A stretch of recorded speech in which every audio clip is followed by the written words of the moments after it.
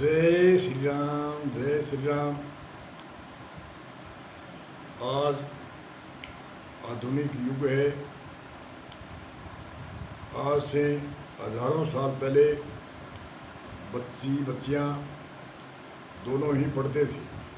जो हम आज से 1000 वर्ष पहले का, अगर ये 700-800 वर्ष पहले का इतिहास देखें तो हमारे गुरुकुल होते थे। हमारे जो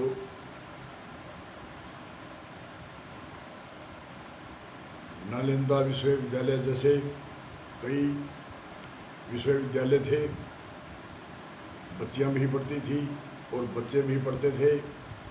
गुरुकुल का अर्थ होता था, गुरुकुल कोई साधु महात्मा का नहीं होता था। गुरुकुल का अर्थ होता था जो शिक्षा देते हैं उसको गुरुकुल कहते थे। जो अक्षर विद्या पढ़ाते थे उसको 14 प्रकार की विद्या आज भी है, पहले भी ही। शिल्प कारीगरी है, इंजीनियरिंग है, आदि आदि, डॉक्टरी विद्या है, युद्ध की विद्या है, खेती की विद्या है, व्यापार की विद्या है। अनेक तरह की विद्या पहले भी थी, आज भी थी है। उसका नाम अलग रख दिया है कि कोई अंग्रेजी में नाम बदल दिया है, वो बात अलग है।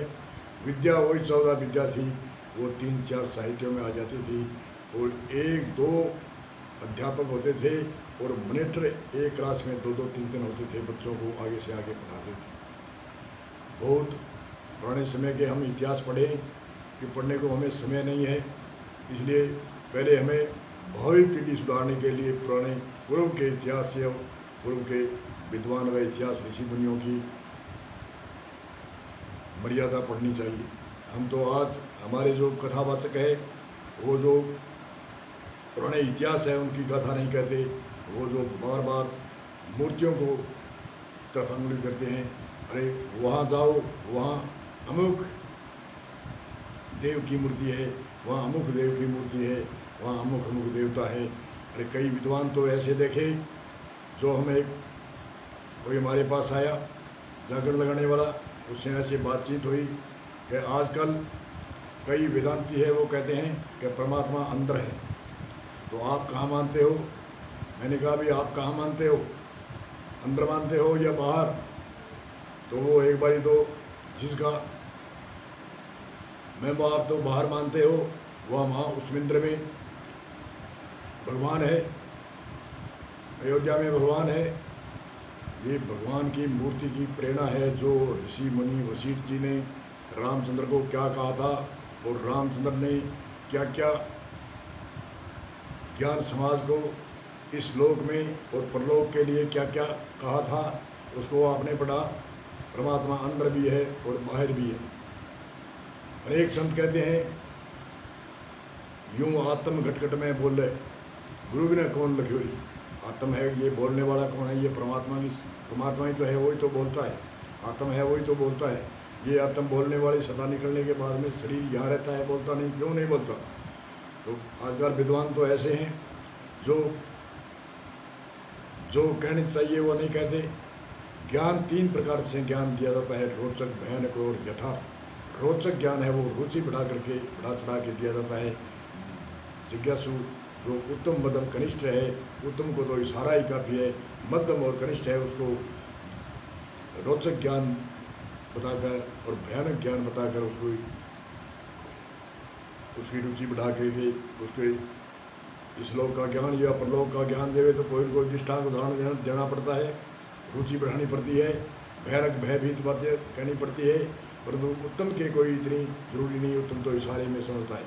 इसलिए जो ऋषि मुनियों ने जो दृष्टांत उदाहरण दिए समझाने के लिए, उनको तो सत्य मान लिया।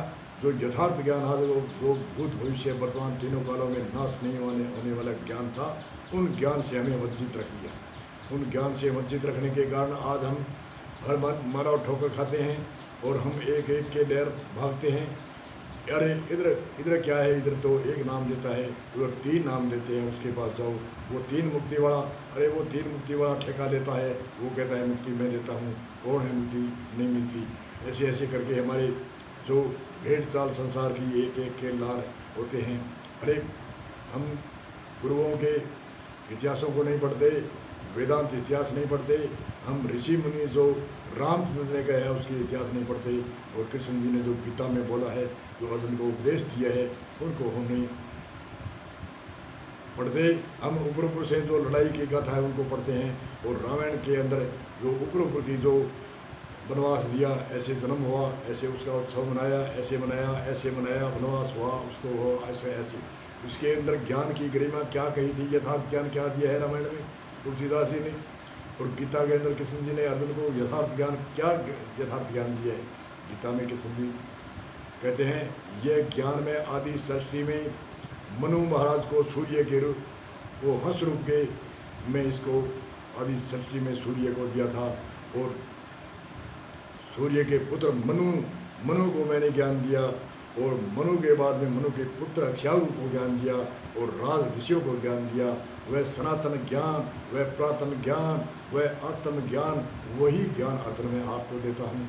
तो ये भाषा है, इस भाषा को तो आंतरिक जो घट रामायण है और घट गीता है उसको नहीं समझते, बाहर की टीका टिप्पणी करके अपना 70% तो ऐसे हैं, 70 क्या 80-90% जो अपनी जीविका चलाने के लिए लोगों को गुमराह करते हैं, और लोगों को कोई न कोई माध्यम से, कोई किसी के माध्यम से, कोई गौ माता के नाम से, कोई इंद्र के नाम से, कोई किसी के नाम से, ऐसे ऐसे करके दुनिया को अपनी जीविका चलाने के लिए अपना एक डिमांड खड़ी करते हैं। उससे डिमांड से न तो उसका नाम होता है, और न समाज को शिक्षा मिलती है, और न राष्ट्र को शिक्षा मिलती है, और राष्ट्र ही घेरे में रहती है, कभी किसकी कहे किसकी न कहे। कहने का अर्थ है जो यथार्थ ज्ञान अगर जो ऋषि मुनि आज जो पुराने आदिकाल में था वह ज्ञान हो, न तो राष्ट्र के दखल पुगेगी, और न पब्लिक के दखल पुगेगी, और राष्ट्र का उत्थान होगा, और समाज का उत्थान होगा, और इस लोक का उत्थान होगा, और परलोक का उत्थान होगा।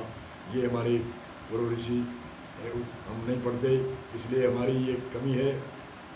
तो हमें पुराने समय में बहुत शिक्षा थी, उस शिक्षा को भूल गए।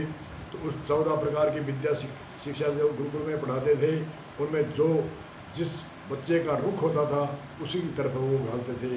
उसके जो नंबर आए या नहीं आए, हमारे तो नंबर नहीं आए, वो बेवकूफ़ माना जाता है। वो बेवकूफ़ नहीं होता, जिसका झुकाव जहाँ होगा, हर बच्चे के दिमाग होता है, चाहे ऐसे हो चाहे वैसे हो, परंतु जिसका झुकाव जिधर होता है उसका दिमाग वहीं चलेगा। और वो गुरुकुल में वही शिक्षा देते थे, तुम डॉक्टरी करेगा, तेरा डॉक्टरी की तरफ झुकाव है, तुम विद्या पढ़ाएगा, तुम ब्राह्मण की श्रेणी में है, तुम वैश्या की श्रेणी में है, तुम व्यापार करेगा, व्यापार का काम कर, और तुम खेती करने वाला है, तुम या हमारे कोई भी उत्पादन करने वाली वस्तु है, उनको अपना ऐसे ऐसे पहले 4 वर्ण थे। 4 वर्ण का मतलब होता है क्या है, आगे 4 वर्णों की कथा बताएंगे। बोलो सतगुरु भगवान की जय हो।